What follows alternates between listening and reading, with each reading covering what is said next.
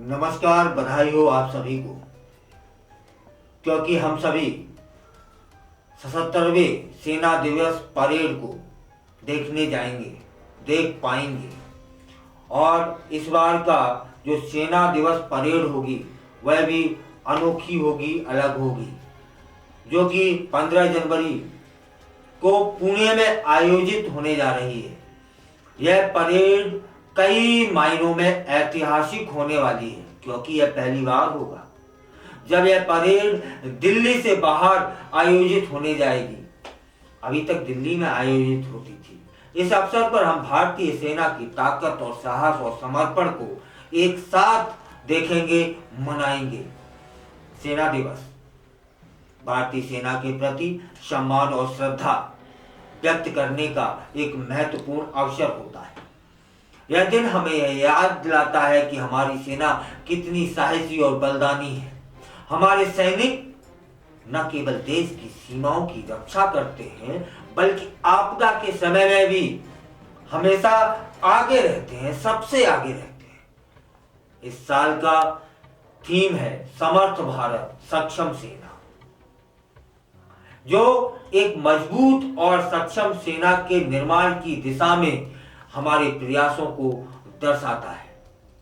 यह थीम हमें प्रेरित करती है कि हम सभी मिलकर एक सशक्त राष्ट्र के निर्माण में सहयोग दें, योगदान दें। इस साल की परेड में सबसे खास बात यह होगी कि यह पहली बार जंगी रोबोट्स का प्रदर्शन वहां होगा।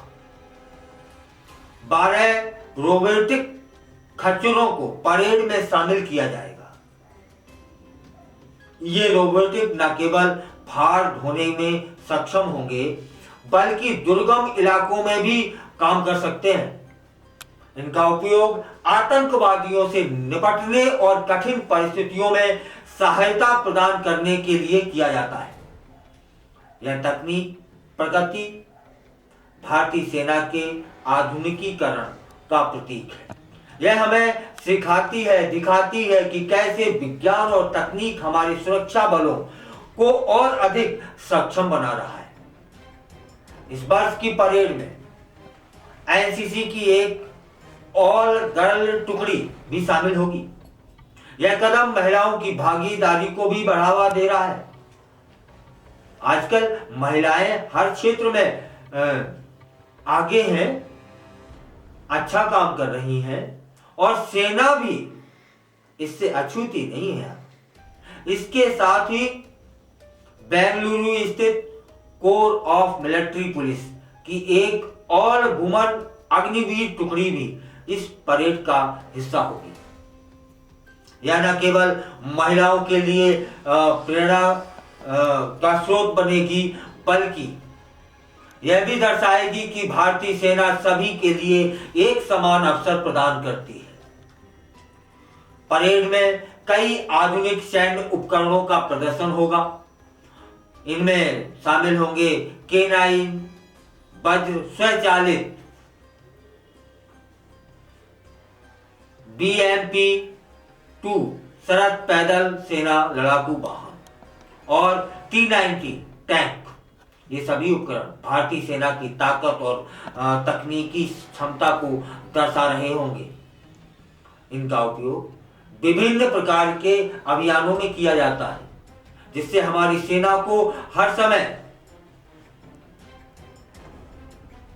जिन कठिनाइयों का सामना करती है, इन उपकरणों के उपयोग से हमारी सेना को मदद मिलती है। इसके अलावा इस साल के परेड में स्वाति हथियार, locating radar, multi barrel rocket system और मोबाइल संचार नोड्स जैसे अत्याधुनिक प्रणालियां भी देखने को मिलेंगी। ये सभी प्रणालियां युद्ध क्षेत्र में कार्य क्षमता और प्रभावशीलता को बढ़ाने के लिए डिजाइन की जाती है। इन तकनीकों का सही इस्तेमाल करके हमारी सेना दुश्मनों की गतिविधियों पर नजर रखती है और आवश्यकता अनुसार तुरंत कार्रवाई भी करती है। इस वर्ष की परेड में 4 झांकियां भी दिखाई जाएंगी, जो भारतीय सेना के विभिन्न योगदानों को दर्शाएंगी। ये झांकियां हरित पहल, दिग्गजों के महत्व और ओलंपिक भावना को बढ़ावा देने में सेना की भूमिका को प्रदर्शित करेंगी। प्रत्येक झांकी अपने आप में अनूठी होगी और हमारे सैनिकों द्वारा किए गए अद्वितीय कार्यों को उजागर करेंगी। सेना दिवस परेड से पहले पुणे और उसके आसपास कई विशेष कार्यक्रम आयोजित किए जाएंगे। इनमें डॉग स्क्वाड द्वारा प्रदर्शित हथियारों और उपकरणों की प्रदर्शनी भी शामिल होगी। यह कार्यक्रम जनता को भारतीय सेना के कार्यों और क्षमताओं से अवगत कराने का एक शानदार अवसर होगा। लोग इन प्रदर्शनों का आनंद ले सकते हैं और हमारे सैनिकों द्वारा किए गए कार्यों को करीब से देखने का अवसर प्राप्त कर सकते हैं। इस साल के परेड में केंद्रीय मंत्री भी शामिल होंगे।